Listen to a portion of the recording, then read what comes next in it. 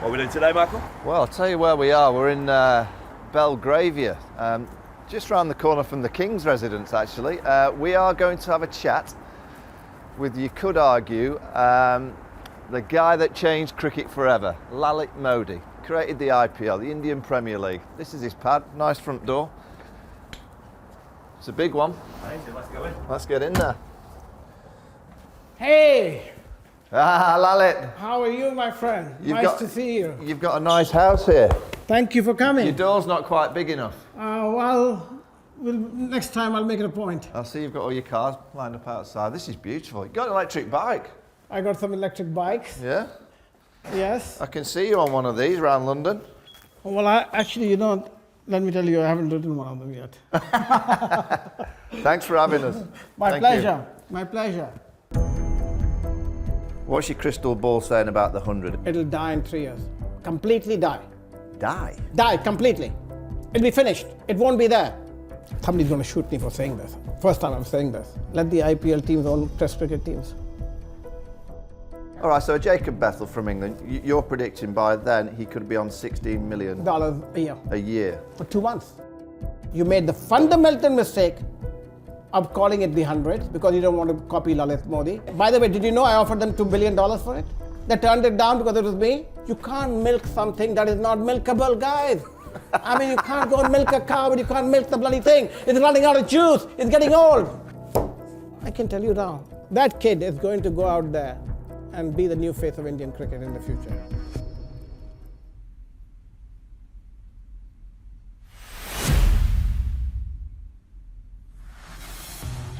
Are you any good at pool? I didn't expect this, guys. This guy's gonna kick my ass right here. Look, you know. India versus England. Oh no, don't do that to me. Come on, scratch. Look, you might have got us in the semi-final, but I'm going to get you on the full table. That you definitely will. No, I get the... That was poor. Oh, lucky. Have you always been lucky in your life? I was always lucky. Yeah? Yes. Right, I'm going to go for a trick shot. Try and bounce it off there, flick off the yellow into path one. Oh no, I missed it. Tell us about everything in this room, Lally. I noticed there's a few bats. This room is basically a shrine for the IPL and for the cricket. But I decided, this is my pool room, this is my haven. I spent a lot of time here. And all this memorabilia, I have so much memorabilia in storage, but these are some of my favorite pieces. You know, when I was a child and I was growing up, my father would never buy me a Ferrari. Okay, he said, no, it's too fast, you'll kill yourself. So I had always wanted a Ferrari. So I was gifted one for my 40th birthday. But then what I did is... Who gifts you a Ferrari? My brother-in-law.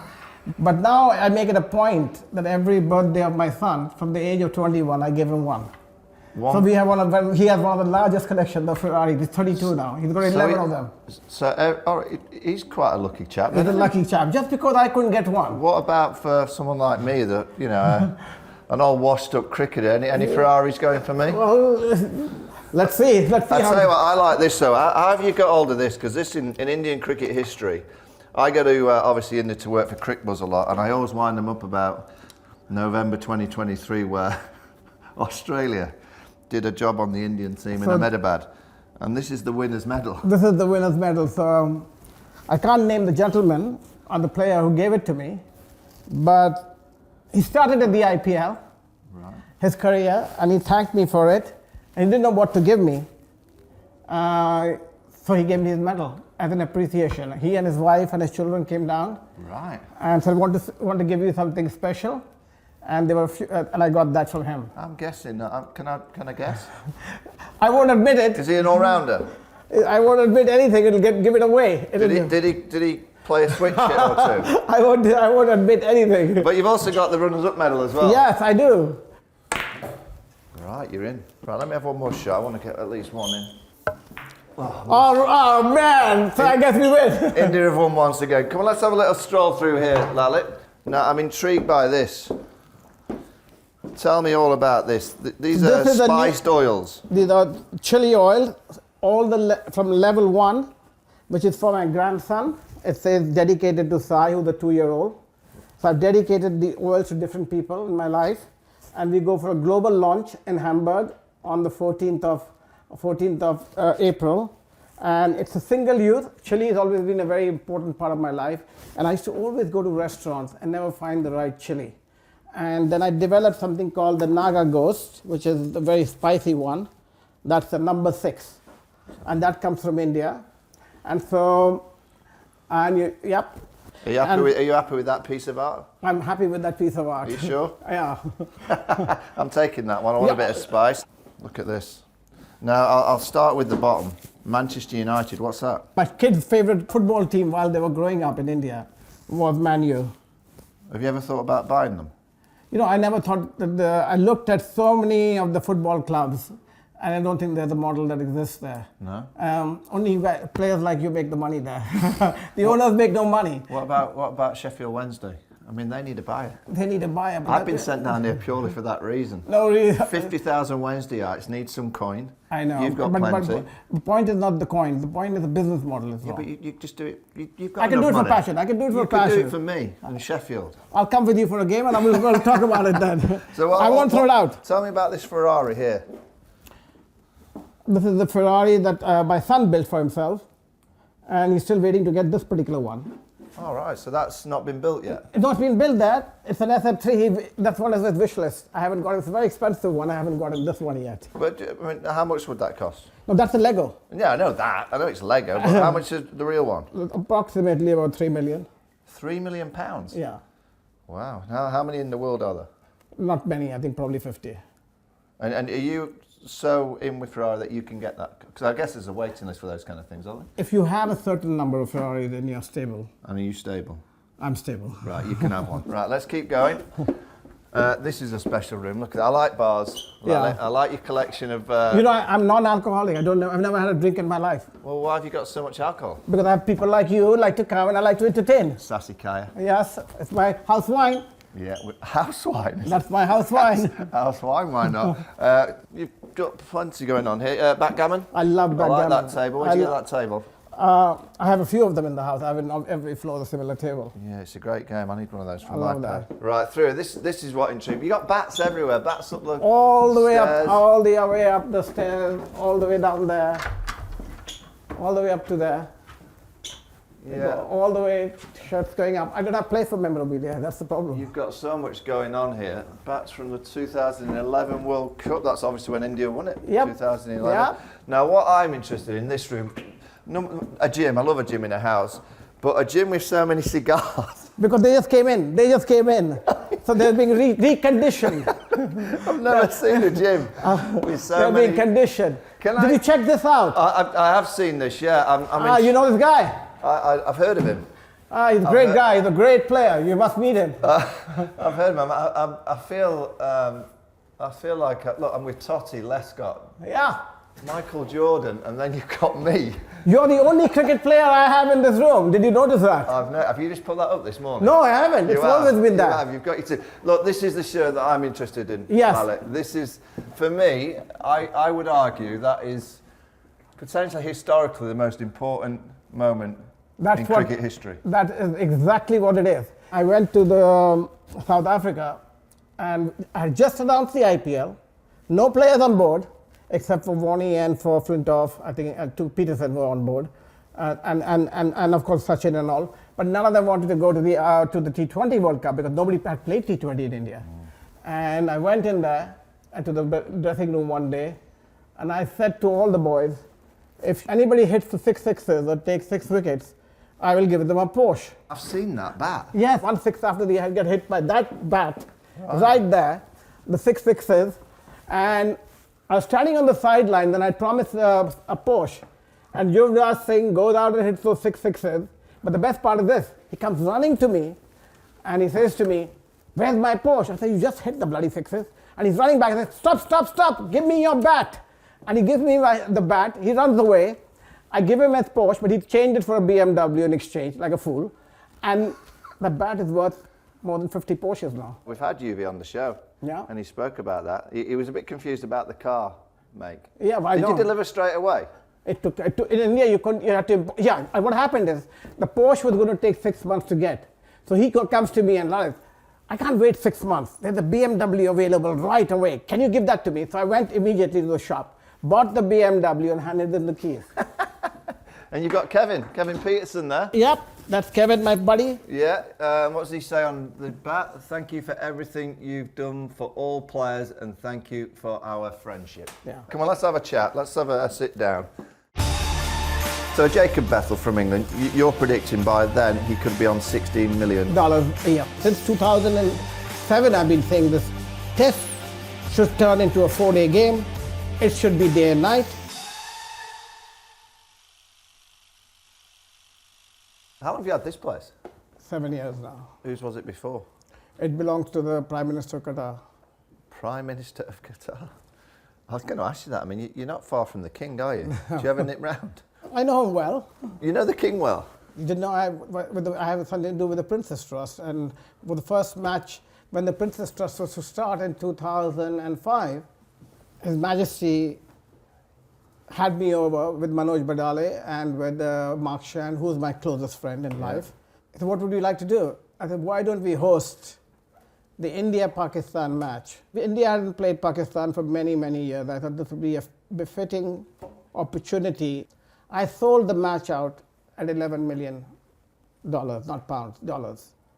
And the match was rained out. So His Majesty met the team, met everybody. I guess we made a long trip for nothing.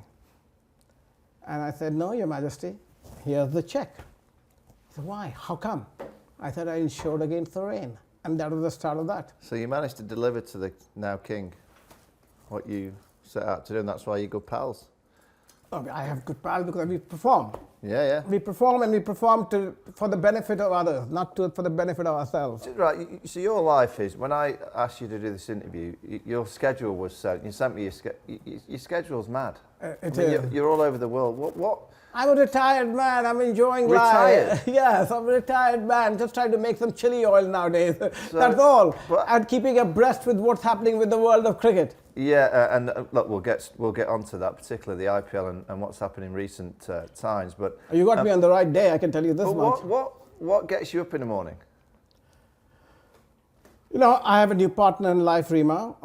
She's Lebanese, and she keeps me up. And you know, just every day is a new day. I look at every day as a new day and a new challenge. And for me, I never look at the past. The past is the past, and I look at what I can do now to move on. And every day I look at some new projects, or I'm looking at new things to do.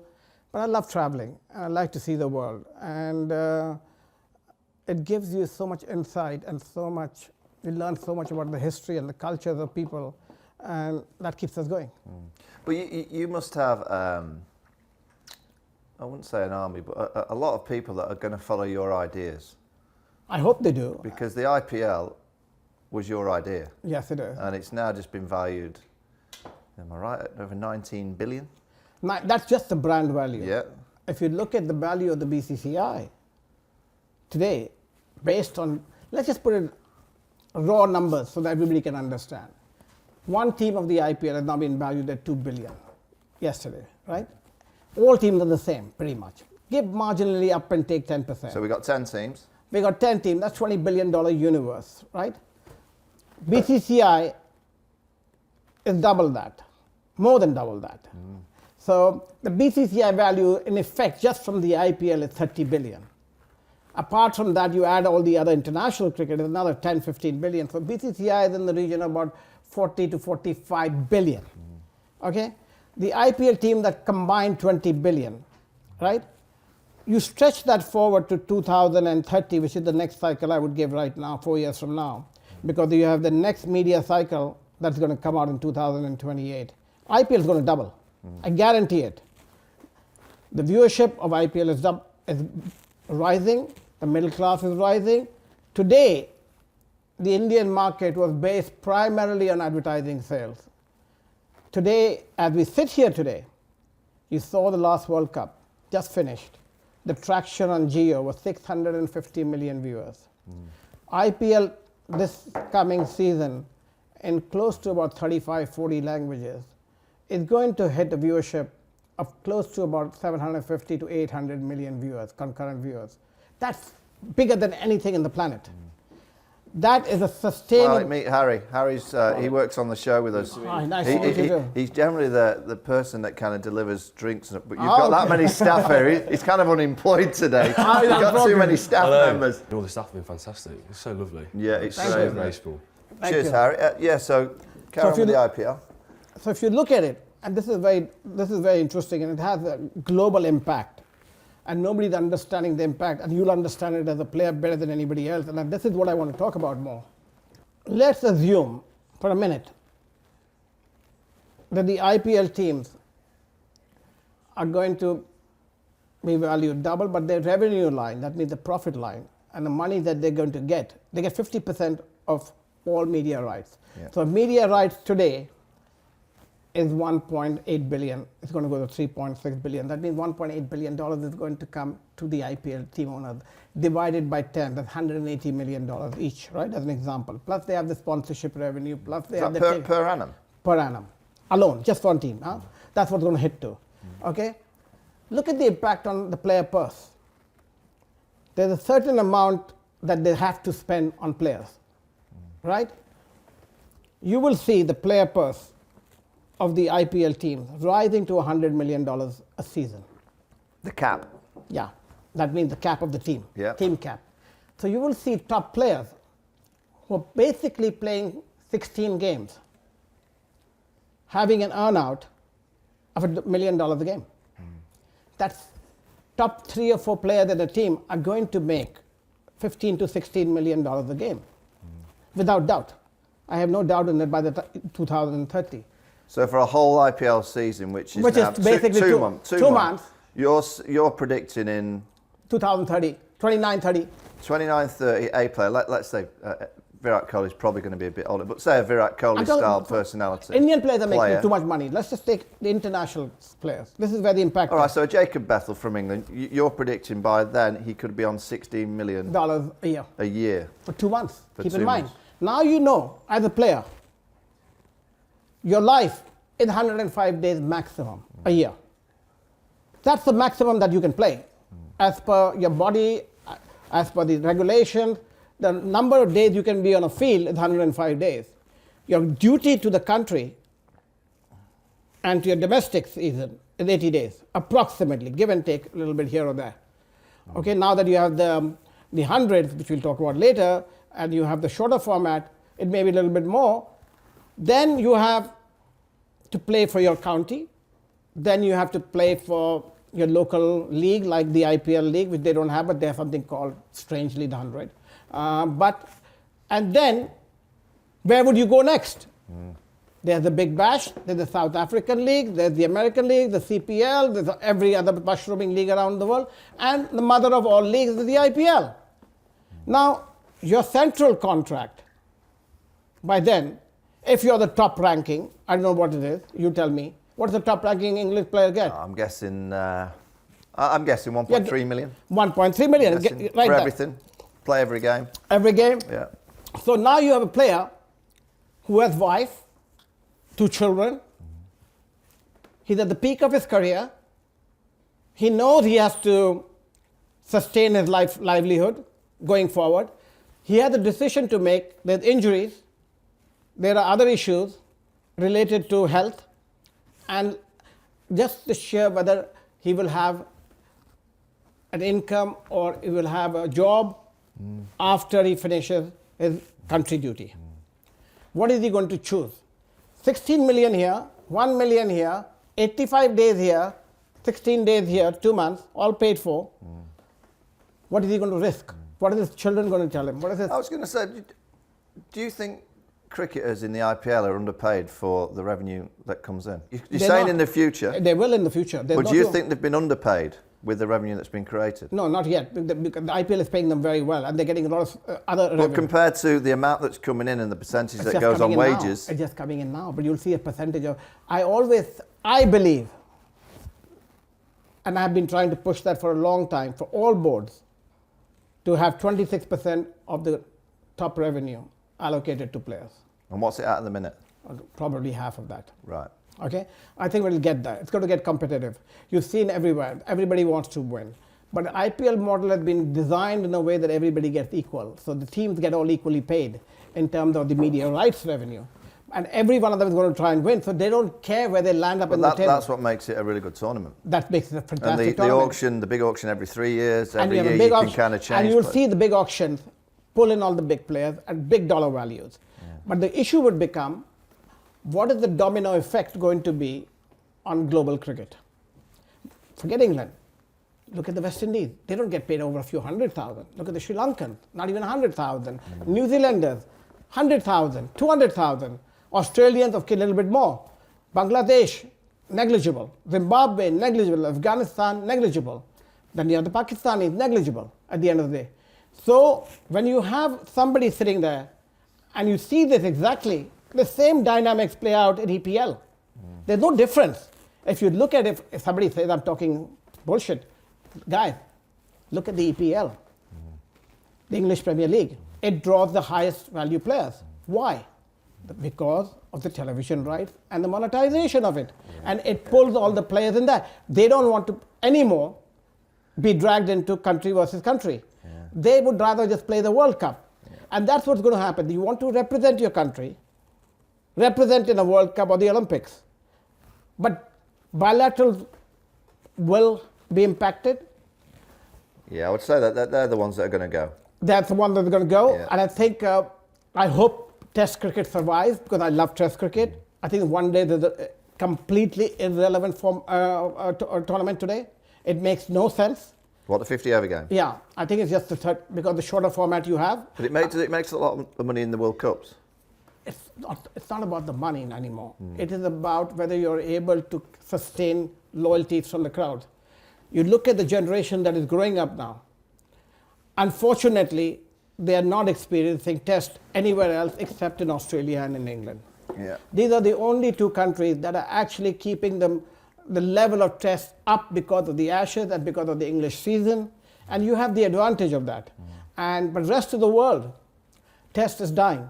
Now, people think I'm crazy to suggest this, but I care about it. And my suggestion has always been, and since 2007 I've been saying this, and I said at the Lords, Test should turn into a 4-day game. It should be day and night, because people don't have the luxury today to go out there and spend 4 days, all day sitting in the sun and drinking beer. I'm sorry, those were the good old days when you had a single channel television and the Test was rare and not accessible. But media today available to you on the fly, every match around the world available to you. You have so many different jobs that you're juggling. You have children, and there's so much more content and entertainment that is available to you as a consumer, that you have to pick and choose what people will watch. And if you want to build loyalty with the youngsters, you've got to catch them young, and you've got to give them the experience. But if they're going to watch football, and they're going to watch rugby, and they're going to watch tennis, which is your competition, rightly so, and then you have the T20 on that. T20 is a competition too. You're going to lose the people from Test cricket. And Test cricket is the true determining factor on the ability of the cricketer, without doubt. What cricket is all about is actually Test cricket. I'm playing cricket in school. I'm taught there's 6 balls in a bloody over. The only way Test cricket will work. Somebody's going to shoot me for saying this. What's your crystal ball saying about the 100 in English cricket? So Test cricket, you believe it should be a 4-day product, day-night cricket. How does it get structured? 2 leagues, 1 big league? When in the year do we play it? I mean, I'm a big believer that for Test cricket to really survive, we need pockets in the calendar where everyone's playing Test cricket. I agree with you. So the only format that you're watching at that period of time is Test cricket. Now we're entering the IPL stage. Guess what? The only real cricket that globally they'll be watching is the IPL for 2 months. There'll be a bit of county cricket, huge amount of support in the UK for that. I'll tell you what, the only way Test cricket will work. Somebody's going to shoot me for saying this. First time I'm saying this. Okay? Let the IPL teams own Test cricket teams. You got the youngsters. You got the loyalty factors. What, so you want to sell Test match cricket? No, I don't. I want to be able to, they must play Test cricket. as a team. You play your country versus country, without doubt. That's premier. That's what I'm saying. You have it as a world championship that goes around the world every year. Right. You know, you play those without doubt. But also, so that it doesn't disappear, you have exhibition matches starting off with. The teams playing test cricket, at least play one in a season between each of the teams, just to get their youngsters back into the game. But anyway, that's going to be like club cricket. You have club cricket in everything, it doesn't matter. But the primary has to be country versus country. And you've got to make it such. But you've got, right now, people are chasing the dollars. And if you look at the dollar signs everywhere, the dollar signs are not on test cricket. Whether we like it or we don't like it, the advertisers are paying for eyeballs. And if there are no eyeballs in there, then you're not going to be able to get that. And you've got to understand the test team is completely different from the T20 teams. Whether we like it or not, it's a fact. And it'll get more kind of drastic over time. It's going to get more and more drastic at the time. That is why I'm saying, when I say this, some people will hate me for saying this, but I want to make the game survive. I don't know the solution. Unless the world cricket bodies get together, but they can't, because the money is not chasing it. If the money is not chasing it, what are you going to do with it? You're going to keep pouring, you're going to keep doing something, they keep chasing. They make too many World Cups. You have the T20 World Cup, you have every year. Every year they're making it. You're putting a strain on the players, and where's the money going? It's going into the ICC, it's not going into the boards. So that needs to stop. The money needs to be bilaterally done. So either the... Do you think the ICC have got to spread their wealth better than they are doing at the minute? Without doubt. Yeah. You know, there is no reason that... See, the top three countries, Australia, England, and India, to a certain extent, don't need ICC funding. They really don't need a penny from it. And they shouldn't be getting anything out of it. They should be actually using that vehicle to promote cricket, to expand cricket, and build. I'll give you a fine example. I mean, Italy entered the World Cup this year, which is great. But it's hilarious. They played nicely. They played nicely. Ireland is trying to come up. But the best of all is Afghanistan. I mean, they're a great team. Nepal, again. Americas. But they don't have the money, the infrastructure. If I was the ICC, they spent $25 million putting that one-day game in New York to build a temporary stadium. That $25 million, if it was better spent building a stadium in Afghanistan, and could have been sustainable. They could have spent another. America is very expensive. Everybody thinks we're going to break the American market with the Olympics. Forget it. It's not going to happen in this lifetime of ours. The MLC, do you think it's going to fail? Complete disaster. Complete disaster. MLC is a complete disaster, similar to the Middle Eastern League. Complete disaster. Okay? Well, the ILT20? Complete disaster too. What is going to survive today is the South African League. It's not going to make money because there is no money in South Africa, but it's going to have a house full. It's going to build passion. Dennis O'Brien, a very dear friend of mine, came to me many years ago. He owns the CPL. He said, Lalit, guide me. We want to go after the Indian market. I said, Dennis, do me a favor. Copy the IPL model, but do it for the Caribbean. Phil, bums on the seat is what you need. Don't care about revenue if you can afford it right now. You put bums on the seat.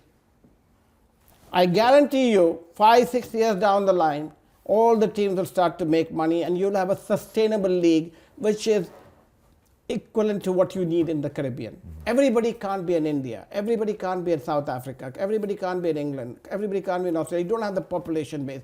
You have one of the best players in the world. Some of the best players in the world historically come out of the West Indies. But West Indies deserves a league. So Phil, do that. And he did that. Pretty much all teams are profitable now. Okay? Out there. And he fills the stadiums. And similar thing in South Africa. They're doing well, but you make $1 million a team. So South Africa, you don't think can make much money, but they can provide a great service to all those cricket fans in South Africa. And also build great cricketing legends in there and build the youth. Same thing with West Indies. Same thing with Australia. I don't know what you guys are doing in England. What about in England? I don't know what the hell you're doing here. But we've just made money, yeah? Have you made? 100?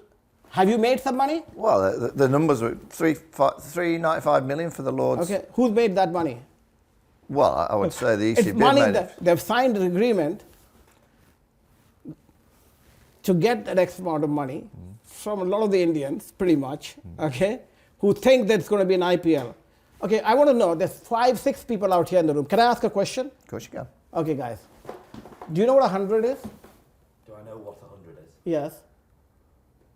Yes. What is it? Balls? And do you know that how many balls in an over? 5. Or it could be 10 also, you know that. Oh, yeah. Yes. Very good. It could be 10 also. So Okay? you're trying to say it's confusing, I'm a child. right? I'm growing up in school. I'm playing cricket in school.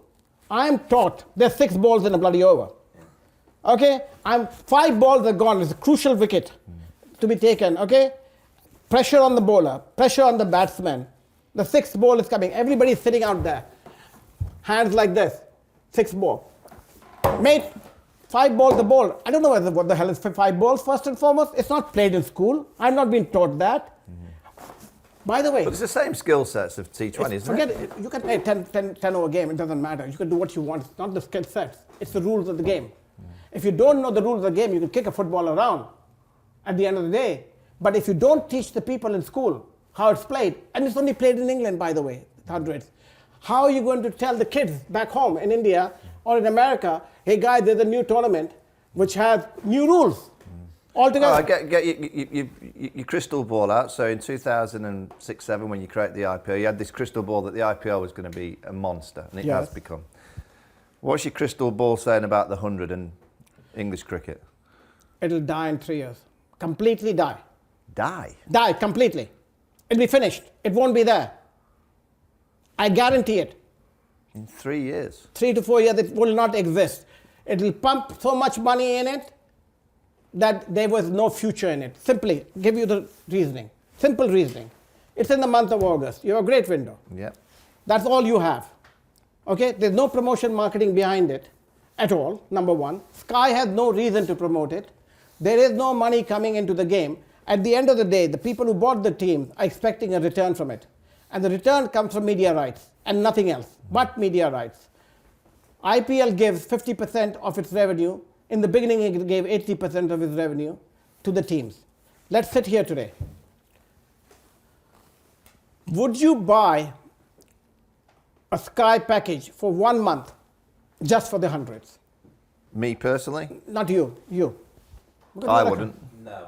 No. I want all my sports. Would you buy a hundreds package alone, nothing else? Come on, Harry, what are you doing? You pay £19 for a hundreds package? A month? Yes. It's quite cheap, maybe. You would? No. No. No. Simple as that. There's no advertising revenue behind it. The UK market is not an advertisement-driven market. UK market is the best market in the world for subscription revenue. That is Sky Television's model. Its model is subscriber base. You need to have sustainable subscriber base. People are fighting for the soccer package. People fight for the cricket package also, but only at the Ashes are. And when India comes and plays for it. That's what they're watching. It's spread over 4 or 5 months. You have a short window of 1 month that you put the hundreds in. You're buying a cricket package which is already diminishing. Football is taking over in the England market. If people have disposable income and they have young kids and they're newly married and they're coming in and they have constraints on buying a Sky box, what are they buying?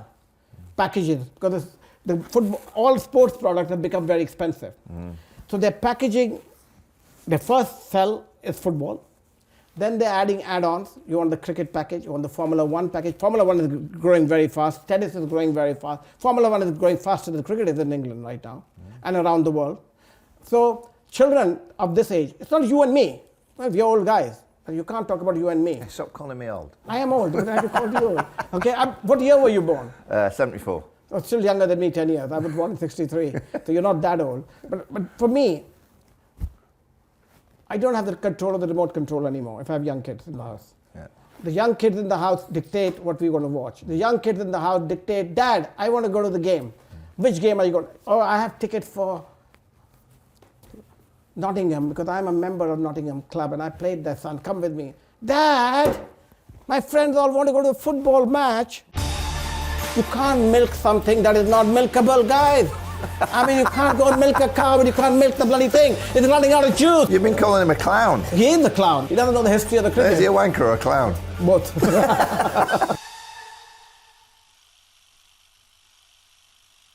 Okay. All right, this is blank piece of paper here. Yeah. Lalit Modi runs English cricket. You're the boss. Yeah. What are you going to do? And how are you going to make it sustainable in the future? There should be one short format. One short format. You have two short formats. Okay? You're confusing the crowd. You're confusing the money. So you want one T20 model? One model, worldwide model is T20. Yeah. Globally it's T20. Convert it into T20 for heaven's sake. Give the money. Well, that'll happen, won't it? It won't happen because you have vested interest now with the team owner. Then you have the counties who have their own, what's it called? Vitality Blast. The Blast. You have the Blast, which is played about that, which is a great product. They should have taken the Blast and brought private ownership 50% into it with the owners. Into 18 counties. Into the 18 counties. I would have applauded them. And every county would have got money in it. The ECB so-called decided that they want to milk something. You can't milk something that is not milkable, guys. I mean, you can't go and milk a cow, but you can't milk the bloody thing. It's running out of juice. It's getting old. I mean, they tried it once, they tried it twice, they tried it 3 times. Well, they'll say it's worked because they've milked the cow recently and it's produced some milk. But it hasn't paid off. But it has, they've made over $1 billion. They signed an agreement to pay the first year's money. That's all they've got.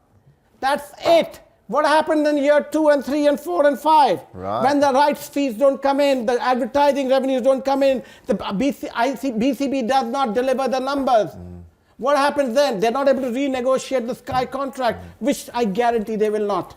Because Sky is not interested in. So TV contracts, digital contracts, I mean, the IPL's now over 6 billion, isn't it? And going to go to 12. Yes, all right, so let's say it's at 6 at the minute. Realistically, in the future, if you put your model in place, what kind of TV revenue, digital revenue you think could be created from here in England? If it was completely separate from the ECB's main package, and was independently run by the ECB as the Blast, and with all the 18 teams with co-ownership with the private enterprise, and I would like primarily England entrepreneurs. You bring in the Mick Jaggers of the world, the Paul McCartneys of the world, the Elton Johns of the world, Sicone with the biggest industrialists in the world. Bring glamour into it, and you just play the T20 format. You would make attraction. You would sustain the game. You would bring the children back into the game. But you made the fundamental mistake of calling it the 100 because you don't want to copy Lalit Modi. And that's what it is. And that's what it's all about. At the end of the day. By the way, did you know I offered them $2 billion for it? For the window? For that window? month. They turned it down because it was me. I said, give me the window. So you wanted the month of August? I said, give me the month of August. I'll do an IPL tournament. But I don't want any strings attached with the broadcasting rights or anything else. We will retender everything. So it was a one-off fee of $2 billion. No, it was £1 billion to start with for X number of years, and then increasing at the rate of 10% per annum. You know, I had a team with Andrew Wildblood. Yep. And John LaFagan, who are good friends of mine, who ran the IPL. We put together a whole model. I had a whole backing of it from different entrepreneurs around the world. And we were going to go out and risk capital and put it in there, but it had to be an independent enterprise like the EPL, and we would have made a sense out of it. But I did say at that time that there would be no other short format. There would be the only short format. But the ECB would get a large amount of money. What they've got today is good, but it's going to die. I mean, they fundamentally made the mistake of going for 100. Nobody in India or internationally, forgive me, understands the 100. And if nobody plays the 100, why would they watch the 100? If you haven't grown up with the 100, why would you watch it? And you're not going to promote it. And it's only available in the month of August. And it's peak school time. It's wrong timings. It's the middle of the night in India. Children are not going to be staying awake. IPL we designed to be at the holiday time, and so it was at night. But if you so you say middle of the night in India, it's what, 4 or 5 hours ahead. Yes. So I get that. But what about your model? If you were going to take them, it was still going to be similar. No, it wasn't going to be. But Were you going to play? I was going to play it for the England. I wasn't playing it for the Indians. Right. You understand? You have to play the model for England. You have the best club culture in the world, in England. You've done it with rugby. You've done it with soccer and football. So there is no reason that people wouldn't embrace a club culture. But you've got to build the club culture within the country, not base it outside the country. For heaven's sake, it's not going to work. If you don't have seats, bums on the seats, and I guarantee you won't have bums on the seat. You're sitting here. The 100 have had But let's look at it. good success with the crowds. Yeah, but at what price? You know, most of the crowds in the past have been because of club membership and things like that. Ticket revenue is negligible. Well, the 100 model when it first came, I think it was £30 for a family of 4. I'm fearful that to get their money in the future, they're going to have to start charging. And it's not going to happen. And it's always been a competition which is meant to be for everybody. Let's just put it this way. And available for everybody. And that's what it should be. I like the 100. I like what it's brought, but I do have a concern that all this investment, they're going to need a return and they're going to have to charge more for the seats. All I'm going to tell you, they need a return. They made a fundamental mistake of putting a return based upon people paying a high price and tom-toying that we have made so much money. Okay, deliver now. These teams they're putting in $50 million pounds a year. Okay? Okay? What are they going to get for the 50 million pounds? Guys, you're not getting 50 million pounds for the whole league from Sky. From Sky. So you don't get it year 1. Okay. Do I really want it year 2? Do I really want it year 3? Okay, I'm going to drag it down. Some money has to come out of some pocket to be making in another pocket. That's why the Middle East League is going to die. That's why the American League is going to die. Nobody wants it anymore. There is no money in it. They tried it. People don't want to lose. And if you look at the valuations today of IPL is trading. Well, we've just had Rajasthan sell for 1.63 billion. Royal Challengers Bangalore's gone for 1.78, but it's actually 1.94. But I was going to ask you, so it's actually 1.94. It's 2 billion nearly. Do people from the BCCI ring you up and say thank you? No, of course not. Because they make 5%. They make 5%. They made 90 million. They made $90 million on the Royal Challengers deal, the BCCI, and they made $70 million on the $80 million on the Rajasthan Royal deal. Every time they trade, they make more money. Now that's more money than the hundreds makes in 2 years, in one transaction. Now it's going to have multiple effects. Nobody's understanding this. You're a player. You have to choose whether you're going to play. Thank you. Whether you're going to play the IPL or you're going to play the 100. If it's going to come down to number, today you're still country first. Everybody still has that little bit of country first today. Yeah. Today. Do you fear that in the future that might not be the case? But it's seen in football too, my friend. Yeah. You know, they play it because they're forced to play it, but they don't want to play it. And you know, Well, it's good for their commerciality as a player. And you do certain numbers, but in football it's limited to the number of days today. But you're not going to play 80 days of your life out of 100 days of your life in a non-commercial venture for yourself. Ultimately, it's going to catch up. And whether we like it or we don't like it, you've seen it in the West Indies. You've seen my friends like Chris Gayle and all. You know, they weren't getting paid anything. You know, there was a time in 2011, I remember very clearly. I had just left the IPL, come back to London, and my good friend Chris Gayle wasn't picked up at the auction. And I get a call from him. He said, Lalit, nobody's picked me up at the auction. I said, you didn't perform. IPL is all about performing. You played for the Kolkata Knight Riders. My feeling is you didn't perform. People want performance, and you can perform. You just got lazy about it. He said, I really wanted, I have a huge debt coming in my thing. I need to make my bills pay. I made a few calls. Call 1, 2, 3. Everybody said no. I went across the road to Vijay Malia's house. I said, Vijay, give this bloke a try. He said, I think Nathan's been injured or something. Nathan was injured. He said, I have an opening. But Lalit, I pay him if he performs. I told Chris, go there, perform. He set world records. He wrote his own checkbook. He wrote his own life. He never looked back after that. He got a multi-million-dollar contract. He went and performed. and it was the hunger in him that made it do it. And hats off to him. He's a good friend of mine, and I see him every time. But and he's a great guy. But it's the hunger. So what you got to, at the end of the day, we have some great players around the world.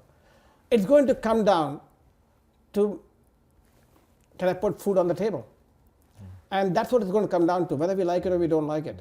And this is what's going to be different from everything else. And this is what worries me more than anything else, that IPL is becoming so over-dominant, and nobody's seeing that. But it is the reality. Like English Football League is, English Premier League is. English Premier League today dictates where players go. Spanish League is to a certain extent coming up now, in the French League, but there's no comparison to the English Premier League. What's the, I mean, these, you know, you've got real high-end private equity people coming in to invest. And they're all IRR based. But so that you're saying in, so at the minute that one's gone from 1.73, and in a few years' time, they're going to be worth 5 billion. Yes. Now, where's that growth going to come from? Television.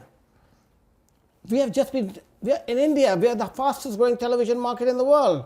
We have 1.5 billion people, largest growing middle class, third largest economy in the world. We have the propensity to pay. We are just scratching the surface. You're looking at ticket prices at £5-10 comparatively in India. They're going to go to 15-20 pounds and it'll break the circuit. You know, you've got 100,000 seater stadiums coming in. You look at it, a game. If you get $20 average ticket price in India, a game, and 100,000, that's $2 million. That's $18 million, 9 home games straight there. Just from the average ticketing. You add the higher ticketing, it's gone to 30 million, 40 million already a season. 40 million multiplied by 61 times earnings. Work that out, that's 2.4 billion right there. What does it make you feel like when the Lucknow Supergiants owner praises Jay Shah? I mean, the guy doesn't know. He's my brother-in-law, by the way. What is it? But I've seen you on social media. He's a wanker. You've been calling him a clown. He is the clown. And he's your brother-in-law. Yeah, but that doesn't matter. But he doesn't understand the history. He's trying to suck up to the powers that be. So, you know, I can afford to bash him, but he doesn't have history. He doesn't know the history of the cricket. Is he a wanker or a clown? Both. Did he buy the Porsche? No, he did. You know what he did? He bashed his captain in front of everybody, Rishabh Pant last year. I mean, that's the kind of clown he does. I called him out for that. You don't do that. He bashed his captain for losing a game. You win and lose a game all the time. But you don't go as an owner, but you've never been on the field for yourself, and then you go to temples and go and pray that you win. Okay, guys, it's a multi-ethnicity team. Why the temple? Why don't you take the other player to the church and to the mosque? You don't just go out there and politicize or religionize the game. The game is for everybody, and that upsets me. It upsets me to no end. I don't care if he's my brother-in-law or not, but you got to pay respect to the guy who is playing for you. He is your bread and butter. If it wasn't for the players, there would be no cricket. If it wasn't for the fans, there would be no players. So it's a circle that rolls around the fans and the players. They are the key, and you got to respect them at all costs. And that is why I took on the boards, and that is why I said players are the critical lifeline, and they have been treated like dirt. They've just been squeezed out of everything, and they have not been given the dues. You know, I brought some sensibility into administration. Yes, all administration should have cricket players in it, but they should also have people like me who have a broader sense of commercialization in the organization. But the cricket players should be very much part of the ecosystem because they understand the game better than anybody else. They have given their sweat and blood and their life and all the work to the game. And when somebody disrespects that, it upsets me because they are not your employees. You know, they're not something that you manufacture off the machine and that you're saying you're making tires, you're making XYZ cars. They are what you call the engine that drives the whole ecosystem. They are the product. They are the product. And that product you can't manufacture. They are bought up by their parents, by society, by the school that they go to, and the ecosystem. And it's the sheer hard work of these individuals that you're exploiting and to your own advantage, and you're making these billions, and then you have the audacity to abuse them, and you have the audacity to suck up to some higher being who have no idea what they're doing, that is totally taboo for me.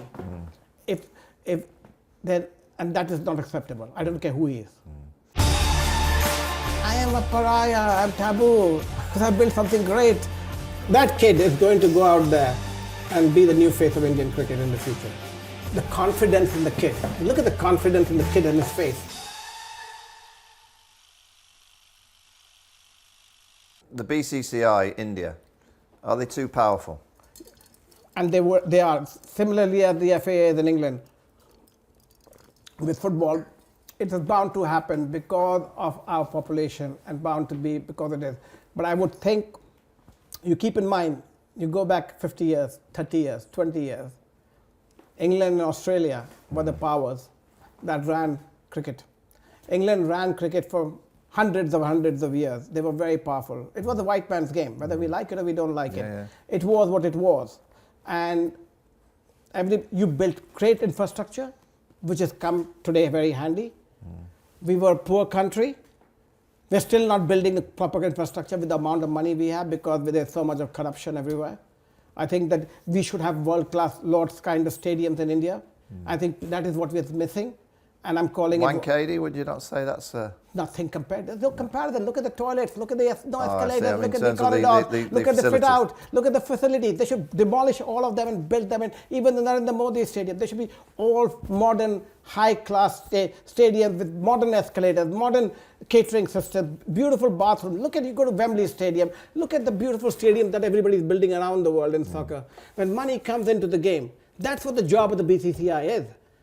Why did I leave 50% on the table for BCCI in my model? The model was the teams get 50% and the BCCI gets 50%. The 50% goes to the States Association to rebuild the stadiums and the infrastructure. We have more money than God, for heaven's sake. They should be putting hundreds of millions of dollars per stadium in to bring them to world class. If they did that, today the experience is not good. They may look full, they may look big, but actually you have your cameraman go in there, go to the back of the house, go to the stadium and look at it. It's a piece of crap. It really is. It really is. Yeah. It's not maintained to the level of even your old stadiums in England. Yeah. I mean, if you go down to any stadium in England, they're beautiful because you built on them and they're kept neat and clean and you have great system. Australia, so cash reserves. I remember looking at the ECB, and obviously they kind of they had quite a few quid in their cash reserve, which has been taken. They've probably got a lot more now with 100 or so. The BCCI, what kind of money will they have sat just in their reserves? Billions. I mean, tens of billions. So to your point, to build a new stadium or they have the money to make them real high quality, they could easily do that tomorrow morning. And the money coming in from the IPL every year. I mean, just look at it. That's a transaction fee of 90 million, right, from Bangalore. That's the transaction fee. I take the transaction fee, 100% of it. We don't need it. Put it back in the Bangalore stadium. Take the 80 million they got out of Rajasthan. It's a lousy stadium. I built it from scratch. There was no stadium. Start putting 80 million. 80 million is big money. And you've got another 8 next year, and the income coming from it this year. Add that to it.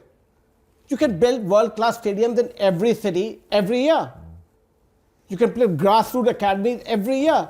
BCCI is a non-profit organization.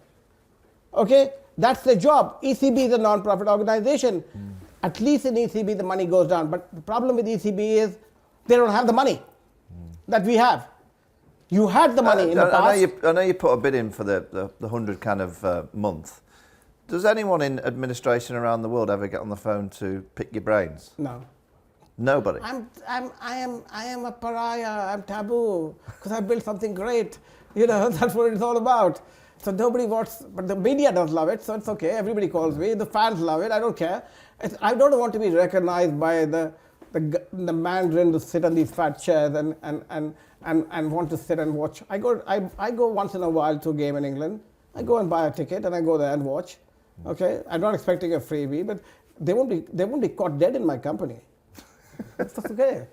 That's okay. I mean, you smile. Does that hurt you at all? Not at all. I mean, it gives me a sense of pride that they're so afraid of my shadow. They're so afraid of what I say, and I say the truth because I have no axe to grind. I have nothing to do except for love for the game and for the players. And all the players are so friendly with me, and I have. Well, there's so many bats around. Not only that, I have over 1,000. I think you got a Shane Watson bat. That bat's amazing. Yeah. Shane, this was Rajasthan Royals game, and with Punjab Kings. And he hit 100, I think, and the bat broke.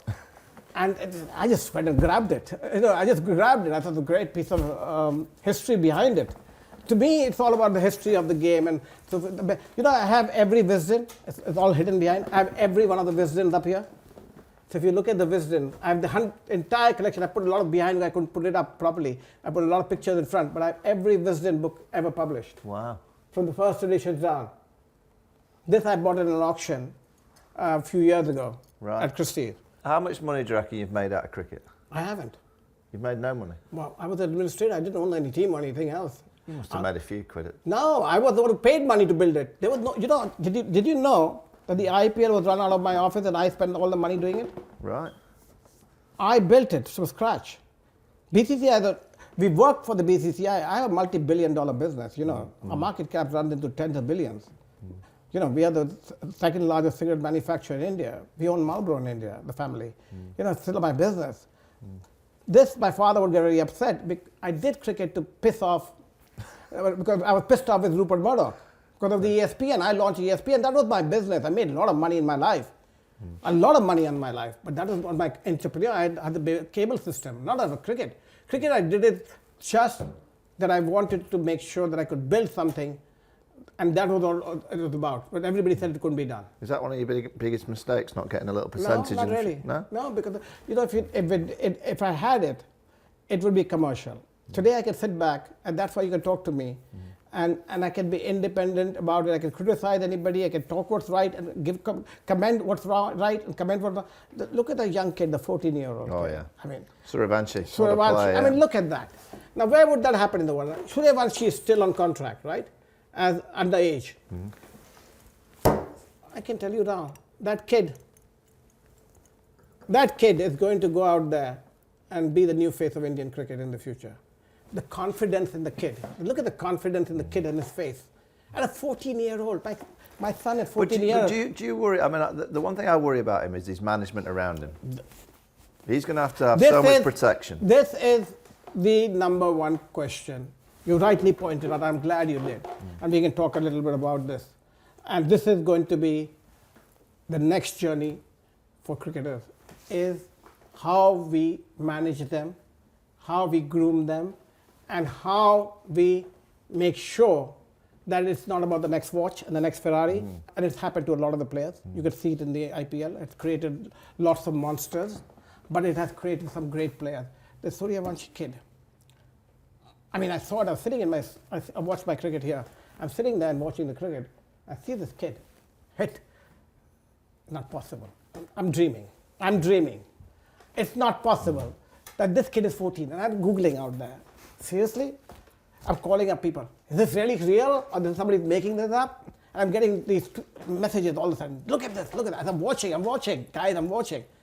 Not once, not twice. This guy has outperformed everybody. And the good thing is, we probably have another 50 of them in our country. And this is what the IPL has done. It has opened up a whole new arena for people to aspire to. Well, and it was not, if it wasn't for the Flintoffs of the world who were able to come and play the IPL in the year one, the Vaughan is my favorite, and Flintoff. They were the two of the first picks of mine, okay? They were the two first people I ever called in my life, okay? And they both said yes right away, and they were gods to me. A young kid, 14-year-old, 15-year-old, 18-year-old, could only dream about even looking closely at them. And now you're sitting in the same bus as them, sitting like this and talking to them, laughing with them, sharing the dressing room with them, sharing a hotel with them, But he's that player. I mean, I mentioned Jacob Bethell in a few years to be on that massive number you mentioned. He's the player that I think, well, he's clearly going to be on that kind of number in the Without future. doubt. But who's going to be around him managing his money? Who's going to do that? They should have a whole. We just did at IPL. We had whole. I had a whole program around it, but it was booted out by the powers that be. Let it be. Don't interfere. Don't interfere. Let it all be. But player management and grooming of the player and psychology is going to play a big part, because in India they become superstars. They can't walk on the street. They become bigger than gods. They become bigger than movie stars. Cricket is bigger than movies today. You know, we needed, Shah Rukh was a very important part of bringing IPL. Shah Rukh Khan was extremely important. Nobody understands this, but he was a game changer for me to bring him on. And he was a school friend of mine. Shah Rukh still remains very important. But today, cricketers are becoming more important than anybody else, like football stars around the world. Today, in England, you know, a top football star is probably chased more than a top movie star. And rightly so, with the fan base. The youngsters don't watch movies anymore. The youngsters watch football in England, around the world. And they are demigods. You know, Ronaldo is a god.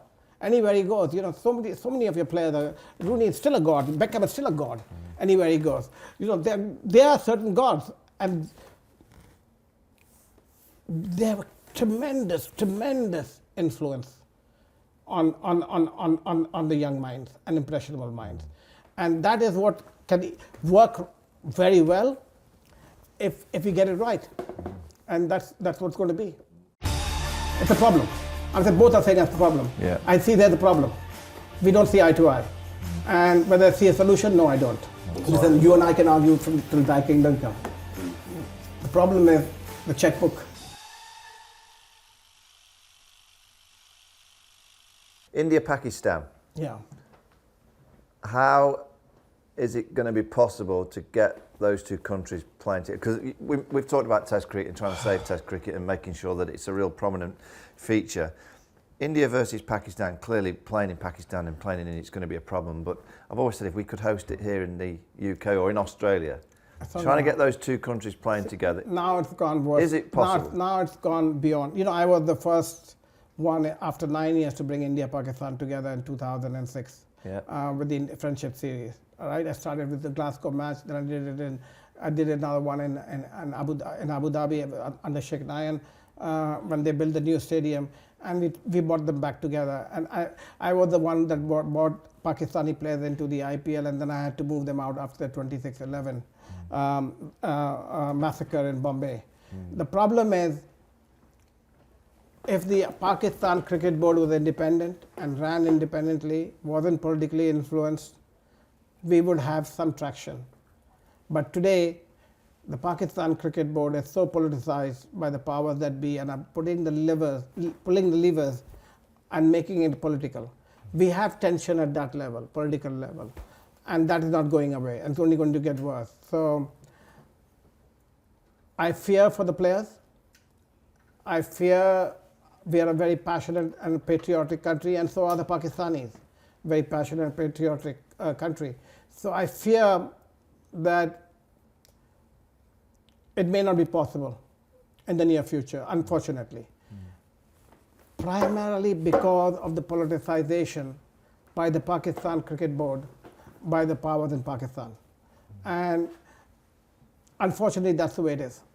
And so, do I see realistically anything happening there? No. You look at Imran Khan, unfortunately, great player, good friend of mine, got into the wrong business of politics. Some say right, but it doesn't matter. To me, he's a cricket player and a great player and a father. To me, that's what matters. So Pakistan is a problem. That's all I can say. Whether you're asking whether I have a solution, no. But wouldn't Pakistan say India is the problem? I'm saying both are problems. Yeah. It's a problem. I'm saying both are saying that's the problem. Yeah. I see they're the problem. We don't see eye to eye. And whether I see a solution, no, I don't. I don't see an immediate solution right now. And you saw Bangladesh trying to get into it. They shouldn't have. You know, they should have stayed unaligned and play the game. So when you start politicizing the game, India the breadbasket for cricket, it is going to have a reverse impact, unfortunately, but that's the reality. Whether we like it or try to be right or wrong about it, like I can't be. I have to tell you the truth. Brilliant. Harry, do you want to ask him a question? You got any questions for Lalit? You were saying when you went to India, Vaughan, about all the kids in the street and stuff. Do you think that the passion is more passion driven in India than it is in England, or do you think it's quite similar? Because we could argue that the passion in England is pretty high, but do you think now it's become a bit more modernised, that the old school way of India is still the way that it should be played? Let's put it this way. Simple question. You can answer it yourself. In every school, in every household across England, which is the number one product that they talk about? England? Yeah, simple. It's football. And that's what they talk about. But football in the pubs, what is it? It's football. Yeah. That's Or racing. Or racing. Or racing. Or darts. No, but the youngster. I could see you getting involved in the darts. There's another story to that. But football is the passion. Yeah. Cricket is still an elite game in this country. Okay? It's not the way it's played in every street corner with gully cricket, what you call it. You know, you name it, it's there in India. You don't see gully cricket. You play it in the field out here. It's still very prim and proper. It's still very sophisticated. It's beautiful. It's a beautiful game to go and sit in the park and watch young cricketers still coming up there and playing. It's beautiful in England. And that's the old English beauty about the game. But unfortunately, the money is chasing something else. Money is chasing the eyeball. They want the scandals. They want something else. They want tamasha. They want the music. They want the glamour. That's what the money is. It's rock and roll all the way, man. I mean, that's what it is. It's reality TV at the best. So cricket has become in India, and that's what I called it, cricketainment. I did call it cricket. It was an entertainment property. It was built to entertain people. That's what it is. I wanted the best entertainment outside the ropes and the best cricket inside the ropes. I didn't want any influence of cricket inside the ropes, but I wanted the best tamasha outside the ropes. And that's what we created. The fireworks, the cheerleaders, the music. And it worked. And it worked great. Timing, evening, fantastic. We didn't have the weather for it in the daytime. It wasn't the weather that made me do it. It was the money. There was no money in daytime cricket. The money was on advertising on the soap operas. I had already squeezed all the money out for BCCI cricket in the daytime. So I didn't know where to go to. Which sponsors am I going to go to? So when you look at the whole 360 degrees revenue pie, and I sit here and I look at the revenue pie in England, and let's just focus because that's where you're from and that's what your interest is. The revenue pie in England, 360 degrees, is coming from subscription revenue. It is not advertisement driven. It is not OTT driven. It is not consumer paying for it driven. So it is coming from two things: stadium sales, tickets, and soccer especially, and it's subscription revenue. There is no negligible advertising revenue. Okay? And it's never going to be there because traditionally it's never been there. So where are you going to garner that money from to make it grow? So it has to come from subscription. But subscription, you're competing with rugby, footballs, and everything else. You're not the premier sport out there. You're an add-on.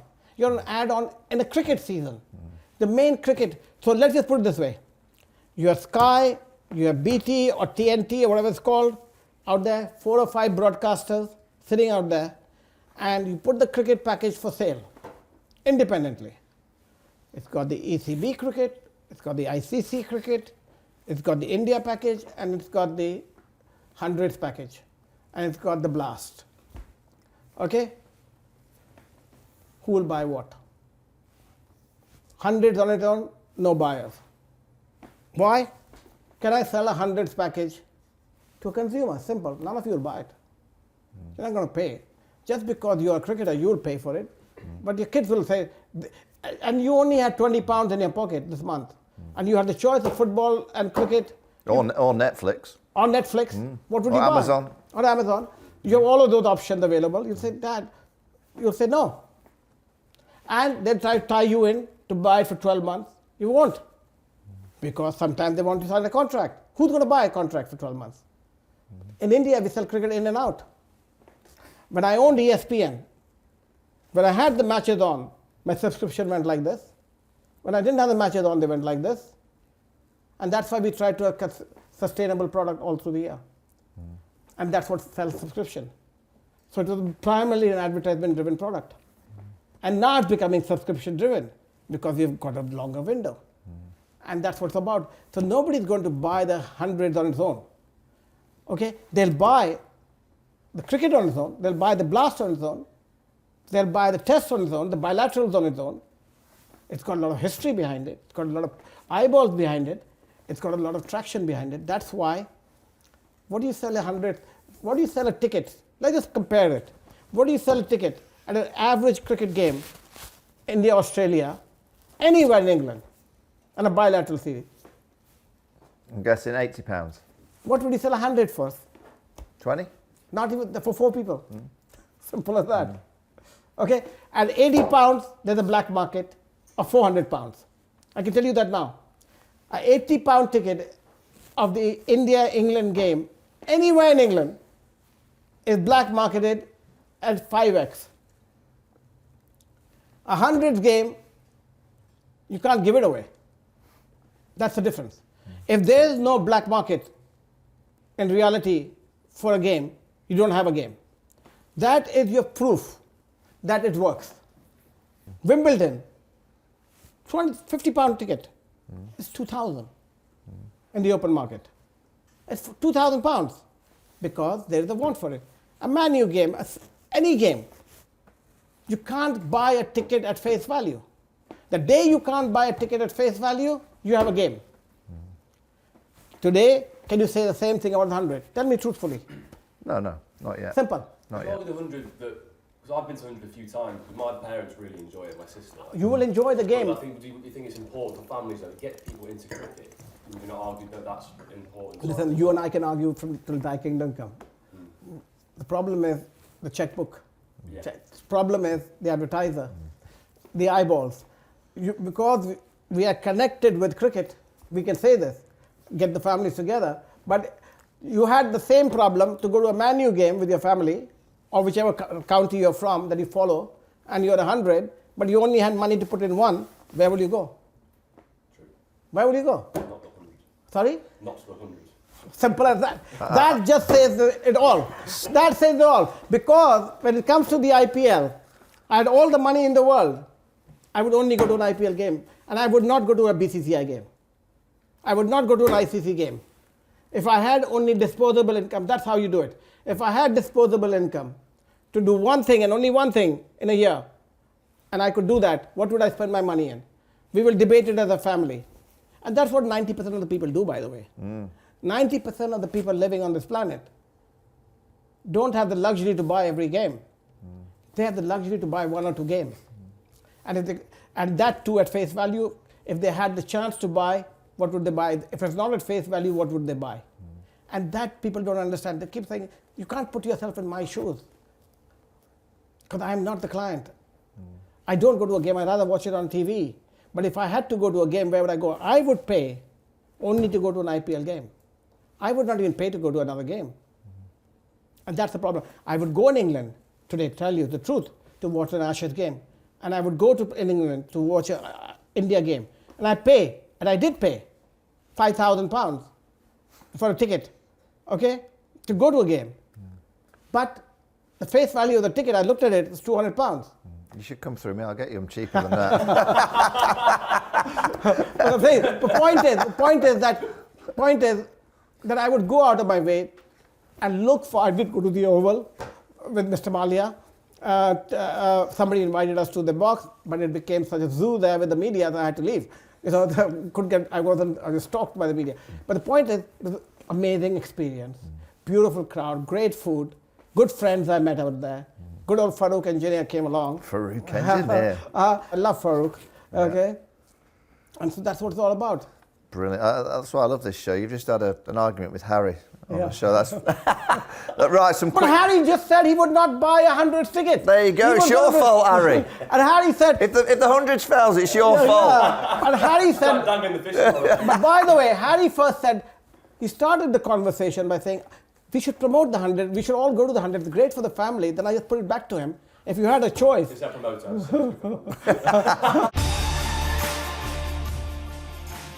I would create a global MMA league. If you sat here 15 years ago and we talked about cricket, there was no career in cricket. Yeah. There was no money in cricket. Today it's life-changing.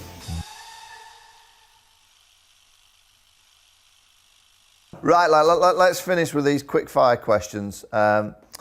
Greatest ever player for India?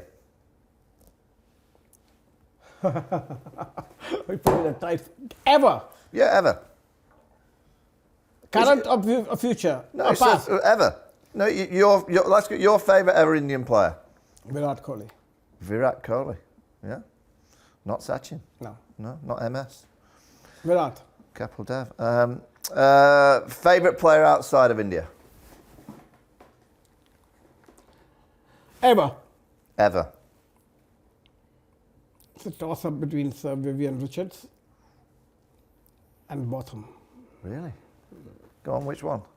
It's a toss-up. Look, we're in England. You say beefy, yeah? Okay, Botham. He was ferocious. Yeah, he was.